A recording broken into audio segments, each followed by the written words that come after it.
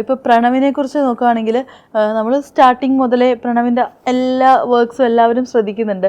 But ആളെന്ന് പറയുമ്പോഴത്തേക്ക് അങ്ങനെ ഇപ്പം മീഡിയയ്ക്ക് ആണെങ്കിലും ഒന്നും അധികം പിടിതരാത്ത ആളാണ്. അപ്പം നമുക്ക് എപ്പോഴും ഒരു ക്യൂരിയോസിറ്റി കാണും ആളോട്.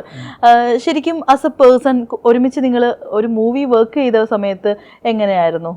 എങ്ങനെയാണോ നമ്മൾ പുറത്ത് കാണുന്നത് അത് തന്നെയാണ് പ്രണവ്. അല്ലാതെ പുള്ളി വേറെ ഒന്നുമില്ല, അത് തന്നെ പുള്ളി, വലിയ വ്യത്യാസമൊന്നുമില്ല. ഈ ക്യാരക്ടർ ഈ ഒരു മൂവി ചെയ്ത സമയത്ത് ആളുടെ ഒരു ക്യാരക്ടർ ഗ്രാഫ് നോക്കുകയാണെങ്കിൽ ടെക്നിക്കൽ സൈഡ്സിൽ വർക്ക് ചെയ്ത ആളെന്ന നിലയിൽ ഇപ്പോൾ ക്രിസ്റ്റോയ്ക്ക് അത് ഇപ്പോൾ കാണുന്ന സമയത്ത് എങ്ങനെയാണ് ഒരു ഇമ്പ്രൂവ്മെന്റ്, അങ്ങനെ ഒരു ക്യാരക്ടർ ഇമ്പ്രൂവ്മെന്റ് പറയാൻ ഞാൻ ആളല്ല, പക്ഷെ ഭയങ്കര എല്ലാ പടവും ചെയ്യുന്ന പോലെ തന്നെ പുള്ളി അടിപൊളിയായിട്ട് ചെയ്തിട്ടുണ്ടെന്നാണ് ഞാൻ വിശ്വസിക്കുന്നത്. നമുക്ക് ട്രെയിലറൊക്കെ കാണുന്ന സമയത്ത് ഇങ്ങനെ കുറേ പേര് പറയുന്നുണ്ടായിരുന്നു ഇങ്ങനൊരു സംഭവം ഉണ്ട്, ലൈക്ക് കുറേ കൂടെ ഡിഫറെൻ്റ് ആയിട്ട് ഫീൽ ചെയ്യുന്നു ഈ ഒരു ക്യാരക്ടർ ഇതുവരെ ചെയ്തതിൽ നിന്നൊക്കെ, ആൻഡ് കുറച്ചുകൂടെ ആ ഒരു ഇമ്പാക്റ്റ് നമുക്ക് ഫീൽ ചെയ്യുന്നുണ്ടെന്ന് പറഞ്ഞു. അതുകൊണ്ട് ഞാൻ അങ്ങനെ ചോദിച്ചത്. ഈ ട്രെയിലറും ടീസറിലൊക്കെ കണ്ട ഇതൊക്കെ തന്നെ ആ ഒരു രീതിയിൽ അങ്ങ് ഞാൻ കൂടുതൽ എനിക്ക് പറയാൻ ഞാൻ ആഗ്രഹിക്കണില്ല. മറ്റേ കാണാത്തവരുണ്ടാവുമല്ലോ, അവര് എക്സ്പ്ലോർ ചെയ്യട്ടെ. ഇനിയും ഹൊറർ തീംസ് തന്നെയാണോ കൂടുതൽ ചെയ്യാനായിട്ട് ഇൻട്രസ്റ്റ് ഉള്ളത്? എപ്പോഴെങ്കിലും ഷിഫ്റ്റ് ചെയ്യണം? ഉറപ്പായിട്ടും. ഇപ്പൊ സൂക്ഷ്മദർശിനി ആക്ച്വലി ഹൊറർ അല്ലല്ലോ, സൂക്ഷ്മദർശിനി എൻ്റയർലി ഡിഫറെന്റ് ജോണർ. ഒരു ഡാർക്ക് സംഭവം ഉണ്ട്. അല്ല, സൂക്ഷ്മദർശിനി ഡാർക്ക് ആവുന്ന സെക്കൻഡ് ഹാഫിന്റെ ഒരു പോയിന്റ് ആവുമ്പോൾ മാത്രം ഉണ്ടായിരുന്നു. മുമ്പ് ഭയങ്കര പ്ലസന്റ് ആയിട്ടാണ് മ്യൂസിക്കിനെ ട്രീറ്റ് ചെയ്തത്. ഇപ്പൊ അവരുടെ നെയ്ബർഹുഡ് ഡിഫൈൻ ചെയ്യുന്ന കാര്യങ്ങളാണേലും, പ്രിയയുടെ ക്യാരക്ടർ വൈസ് ആണെങ്കിലും, ബേസിലിന്റെ ക്യാരക്ടർ ആണെങ്കിലും നമ്മളൊരു cartoon Tom and Jerry Harry Potterish സ്വഭാവത്തിലൊക്കെയാണ് അതിനെ ട്രീറ്റ് ചെയ്തത്. അപ്പോൾ ഹൊറർ അല്ല, എന്തായാലും എൻ്റർലി വേറെ, മ്യൂസിക്കലി എൻ്റർലി വേറൊരു ജോണറിലാണ് സൂക്ഷ്മദർശിനിയുടെ സ്പേസ് ഇരിക്കുന്നത്. നമ്മുടെ ഡേയ്സിൽ വരുന്ന സമയത്ത് ഇപ്പോൾ തിയേറ്ററിൽ ഓഡിയൻസ് കാണാനായിട്ട് പോകുന്ന സമയത്ത് എങ്ങനെയായിരിക്കും ഒരു ഭയങ്കരമായിട്ട് ആ ഒരു ഹൊററിൻ്റെ ഒരു ലെവൽ എങ്ങനെയായിരിക്കും? നമ്മൾ ഇതുവരെ കണ്ട മൂവീസ്, നമ്മൾ ഒരുപാട് ഹൊറർ മൂവീസ് ഒക്കെ കണ്ടിട്ടുണ്ട്. അതാണ് ഞാൻ പറഞ്ഞത്, എൻ്റെ ഈ പ്രശ്നം എന്താണെന്ന് അറിയോ, ഈ എനിക്ക് ജഡ്ജ് ചെയ്യാൻ നമ്മൾ ചെയ്യുമ്പോൾ ഭയങ്കര എനിക്ക് ഓക്കെ ആയിട്ടൊക്കെ തോന്നും, പക്ഷെ ഇത് എങ്ങനെയാണ് ഓഡിയൻസ് എടുക്കുക നമുക്കൊന്നും പറയാൻ പറ്റില്ലത്. ഞാൻ പല വെർഷൻസ് കണ്ട് പലതരത്തിൽ വർക്ക് ചെയ്ത് പല മ്യൂസിക് മാറ്റി വീണ്ടും റീവർക്ക് ചെയ്തൊക്കെ നമ്മൾ അത്രയും കണ്ട് എക്സോസ്റ്റഡ് ആണ് ആക്ച്വലി സ്പീക്കിംഗ്.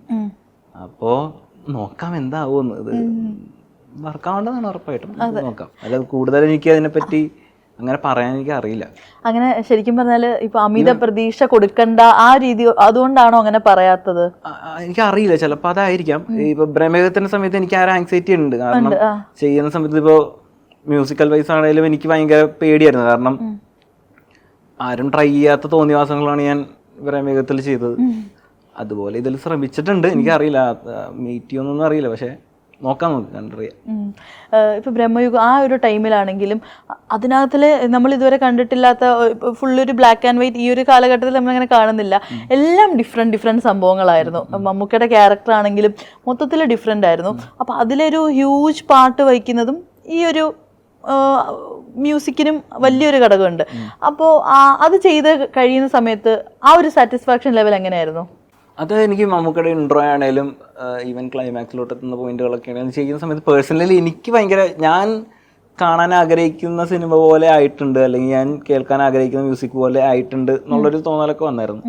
പക്ഷെ നമുക്ക് ഇത് മറ്റേ ഹിറ്റാവോ അല്ലെങ്കിൽ ഇത് ഓഡിയൻസിന് വർക്കാവോ എന്നുള്ളൊരു കൺഫ്യൂഷൻ ഉറപ്പായിട്ടും ഉണ്ട്. എനിക്ക് ചില വിയേർഡ് പടങ്ങളൊക്കെ വർക്കാവാറുണ്ട്. അപ്പോൾ ബാക്കി ആൾക്കാർക്ക്, കോമൺ ഓഡിയൻസിന് അത് കൊമേഴ്ഷ്യലി അതെങ്ങനെയാണ് ഹിറ്റാവുക എന്നുള്ളത് ഒരു കൺഫ്യൂഷൻ എപ്പോഴും ഉണ്ട്. അത് എല്ലാ പടത്തിലും ഉണ്ട് എനിക്ക്. അതെ, ഇങ്ങനെ ഇപ്പൊ പറഞ്ഞിരുന്നല്ലോ എനിക്ക് ചില വിയേർഡ് സിനിമകളൊക്കെ വർക്കാകും. അങ്ങനെ ഒരുപാട് പേര് നെഗറ്റീവ് പറഞ്ഞിട്ട് വർക്ക്ഔട്ട് ആയ ഒരു മൂവി ഏതായിരിക്കും? അങ്ങനെ ഒരു പടം, കുറെ പടങ്ങളുണ്ട്. അങ്ങനെ ഒരു പടം പറഞ്ഞു കഴിഞ്ഞാൽ ഉറപ്പായിട്ട് അത് ഇഷ്ടപ്പെടുന്ന ഒരുപാട് ആൾക്കാരും ഉണ്ടാവും. അങ്ങനെ ഞാൻ പറയുന്നതിൽ അർത്ഥമില്ല. ഹൊറർ മിക്ക ഹൊറർ പടങ്ങളും എൻജോയ് ചെയ്യാറുണ്ട്. പിന്നെ ഈ പറഞ്ഞ പോലെ ഭയങ്കരമായ സിനിമ കാണലും ഉണ്ടോയെന്ന് ചോദിച്ചു കഴിഞ്ഞാൽ അതുമില്ല. പക്ഷേ എൻ്റെ ഹോംവർക്കിൻ്റെ ഭാഗമായിട്ട് പലതരത്തിലുള്ള പടങ്ങൾ കാണാം. ഇപ്പോൾ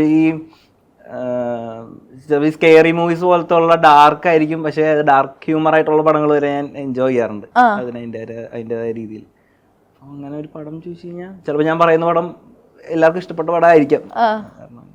അങ്ങനെ പെട്ടെന്ന് ഒരെണ്ണം മനസ്സിലോട്ടൊന്നും വരുന്നില്ലായിരിക്കും അല്ലേ? എനിക്കറിയില്ല. നോസ്ഫെറാട്ടു എന്ന് പറഞ്ഞ പടം ഞാൻ എടുത്തതാണ്. എനിക്കത് ഭയങ്കര ഡിസ്റ്റർബിങ് ആണ് ഇത് കണ്ടിരിക്കാനായിട്ട്. ചിലപ്പോൾ ചില ആൾക്കാർ ഇത് പകുതി വെച്ച് നിർത്തും, പക്ഷെ ഞാനത് ഫുള്ളിരുന്ന് കണ്ടിട്ട് ഞാൻ എന്ത് പണ്ടാരം അവർ ചെയ്ത് വെച്ചേക്കണെന്നുള്ളതിൽ എക്സൈറ്റഡ് ആയിട്ടുണ്ടായിരുന്നു. അപ്പം അങ്ങനെ ഇങ്ങനെ കുറച്ച് ഡിസ്റ്റർബിംഗ് ആയിട്ട് മറ്റുള്ളവർക്ക് ഫീൽ ചെയ്യുന്ന സംഭവമൊക്കെ മുഴുവനായിട്ട് ഇരുന്ന് കാണാനുള്ള ഒരു ഗട്സ് ഉണ്ടല്ലേ ഒരു സംഭവം? ഇല്ല, ചില സമയത്ത് എനിക്ക് ബുദ്ധിമുട്ടാണ്. പേടിച്ചിട്ട് ഞാൻ സ്റ്റുഡിയോയിൽ തന്നെ കിടന്നുറങ്ങുന്ന അവസ്ഥകളൊക്കെ വന്നിട്ടുണ്ട്. അങ്ങനെ ഉണ്ടായിട്ടുണ്ടോ? അപ്പോ പേടി ഉറപ്പായിട്ടും, ഞാൻ മനുഷ്യനല്ലേ. അങ്ങനെ പേടിച്ചിട്ട് സ്വന്തം മ്യൂസിക് കേട്ടിട്ട് ഇപ്പൊ നേരത്തെ പറഞ്ഞ പോലെ അപ്പോഴും മ്യൂസിക് കേട്ടില്ല, അത് ഈ പറഞ്ഞ പോലെ ആ മൊമെന്റിൽ നമ്മൾ ലൈറ്റ് ഒക്കെ ഓഫ് ചെയ്തിരിക്കുന്ന സമയത്ത് ഈ ട്രാക്ക് നമ്മൾ പ്ലേ ചെയ്യുന്നു, ഞാനൊന്നും ചെയ്യാതെ തന്നെ ഇത് പോസ് ആവുന്നു, തന്നെ പ്ലേ ആവുന്നു എന്നൊക്കെ വരുമ്പോൾ ഉള്ളൊരു പേടിയാണ് അത്. പക്ഷേ ഈ പറഞ്ഞ പോലെ ഒരു ബഗ്ഗാണ്, ഉറപ്പായിട്ടും ഇത് ബഗ്ഗാണ്. ഞാൻ അങ്ങനെ ഒരു സൂപ്പർ നാച്ചുറൽ പവറിലൊന്നും ഞാൻ വിശ്വസിക്കുന്നില്ല. ഒന്നിലും വിശ്വസിക്കുന്നില്ല. ദൈവവിശ്വാസം ഉണ്ട് ഉറപ്പായിട്ടും, ദൈവം ഉണ്ടല്ലോ. ഏറ്റവും വലിയ സപ്പോർട്ട് ഫാമിലി ആണെന്ന് പറഞ്ഞു. ഏറ്റവും വലിയ ക്രിട്ടിക്സ് ആരായിരിക്കും? ക്രിട്ടിക്സ് ഫാമിലി തന്നെയാണ്. ഇപ്പോൾ ബ്രഹ്മയൊക്കെ കണ്ട സമയത്ത് അമ്മയൊക്കെ ഭയങ്കര എക്സൈറ്റഡ് ആയത് ഞാൻ കണ്ടായിരുന്നു. അപ്പോൾ ഭയങ്കര അടിപൊളി വർക്കായിരുന്നു എന്നുള്ള കാര്യം. പിന്നെ അതുപോലെ ചില ഇത് കേൾക്കുമ്പോൾ അവർക്ക് വർക്കാവാത്ത സാധനങ്ങളാണെങ്കിൽ അവരത് പറയുകയും ചെയ്യും. പിന്നെ ഫ്രണ്ട്സിനെ എപ്പോഴും ഞാൻ ഓരോ ട്രാക്ക് റിലീസ് ആവണതിന് തൊട്ട് മുമ്പൊക്കെ ആയിട്ട് ഞാൻ ഫൈനൽ ഇതൊക്കെ ആകുമ്പോൾ ഞാൻ ചിലപ്പോൾ കേൾപ്പിക്കും എന്താണ് അവരുടെ റെസ്പോൺസ്. അപ്പോൾ മിക്കപ്പോഴും വർക്കാവാറുണ്ട്. അപ്പോൾ ചില സമയത്ത് അവർ പറയും അപ്പോൾ ഇങ്ങനെ ആയിരുന്നെങ്കിൽ നല്ല. ഏതെങ്കിലും ഇതേപോലെ ഒരു മേജർ വർക്കിൽ ഇതുപോലെ ഫ്രണ്ട്സോ ഫാമിലി പറഞ്ഞ ഒരു കുഞ്ഞ് തിരുത്ത് വരുത്തിയിട്ട് ഇപ്പൊ നമ്മൾ കേട്ടോണ്ടിരിക്കുന്ന ഒരു വർക്ക് അങ്ങനെ ആ ഒരു ചേഞ്ച്ഡ് വർക്ക് ആയിട്ടുള്ള അങ്ങനെ വന്നിട്ടില്ല. എല്ലാം തന്നെ വർക്കായിട്ടുണ്ടെന്ന്. പിന്നെ സംബന്ധിച്ച് ഇപ്പൊ ചിലപ്പോൾ ഞാൻ കേൾപ്പിക്കുന്ന വേർഷനൊക്കെ ചിലപ്പോൾ ഫൈനലിലോട്ട് എത്തുന്നതിന് മുമ്പായിരിക്കും. അപ്പൊ എനിക്ക് വ്യക്തമായ ധാരണയുണ്ട് ഇത് ഫൈനലിലോട്ട് എത്തുമ്പോൾ എങ്ങനെയാവുമെന്ന്. ചിലപ്പോൾ ഇവർ എന്തെങ്കിലും സജഷൻ പറഞ്ഞാലും ഞാനത് കേൾക്കും. അതിന് ആവശ്യമുള്ളതാണെങ്കിൽ അത് വർക്ക് ചെയ്ത് വിടാറുണ്ട്. പക്ഷെ എനിക്കറിയാം എന്തായിരിക്കും അതിന്റെ ഔട്ട്പുട്ട് വരുന്നതെന്ന് ഉള്ളൊരു ധാരണ എപ്പോഴും ഉണ്ടാവാറുണ്ട്. അതെ, നമ്മുടെ ഡൈസറിലോട്ട് വരികയാണെങ്കിൽ അതിൽ നമ്മൾ ഓഡിയൻസിനെ ഏറ്റവും കൂടുതൽ അട്രാക്ട് ചെയ്യിപ്പിക്കുന്ന ഒരു ഫാക്ടർ എന്തായിരിക്കും? ഹൊറർ ആയിരിക്കൂലേ? ഹൊറർ പിന്നെ പ്രണവ് മോഹൻലാൽ ഉള്ളൊരു ഫാക്ടറാണ്. പിന്നെ രാഹുൽ സദാശിവൻ, അതൊക്കെ തന്നെ ആയിരിക്കില്ല അട്രാക്ട്. എന്താ കാണാൻ DSR കാണാൻ ആഗ്രഹം എന്താണെന്നുള്ളത്? പിന്നെ ആ ഒരു തീം, ഒരു കളർ തീമും മൊത്തത്തിൽ ആ ഒരു ഡാർക്ക് തീം എനിക്ക് പേഴ്സണലി ടെക്നിക്കലി എല്ലാവരും തന്നെ നല്ലോണം എഫേർട്ട് ഇട്ട് പണിയെടുത്തേക്കുന്ന ഒരു പടമായിട്ട് എനിക്ക് ഫീൽ ചെയ്തിട്ടുണ്ട്. ഈ ബ്രഹ്മികു ആണേലും പിന്നെ DOP Shahnad Kha, art director ജ്യോതിഷേട്ടൻ, നമ്മുടെ കോസ്റ്റ്യൂം LV, സൗണ്ട് ഡിസൈനർ ജയദേവേട്ടൻ, മിക്സിംഗ് എഞ്ചിനീയർ രാജേട്ടൻ, രാഹുലേട്ടൻ്റെ ADC, ഇവരെല്ലാവരും എല്ലാ ടീമും ഭയങ്കരമായിട്ട് അവരുടെ മാക്സിമം ഇട്ട് ചെയ്തേക്കുന്ന പടം. അതുപോലെ തന്നെ പ്രൊഡക്ഷൻ ആണെങ്കിലും നമുക്ക് ഒരുപാട് ടൈം തരാറുണ്ട്. ഞാൻ എപ്പോഴും പടം ചെയ്യണതിന് മുമ്പ് ടൈം ചോദിക്കും, എനിക്ക് ടൈം വേണം, അല്ലെങ്കിൽ ഞാൻ പൊതുവെ പടങ്ങൾ പിടിക്കാറില്ല, സമയമെടുത്ത് ഞാൻ ചെയ്യാറില്ല. അല്ലെങ്കിൽ എനിക്ക് ഇപ്പൊ ഞാൻ നേരത്തെ പറഞ്ഞ പോലെ ഞാൻ ആഗ്രഹിച്ച സ്വപ്നത്തിലോട്ട് എത്തിയിട്ട് തട്ടിക്കൂട്ടി ഒരു സാധനം ഇറക്കി വിടാനായിട്ട് എനിക്ക് ആഗ്രഹമില്ല.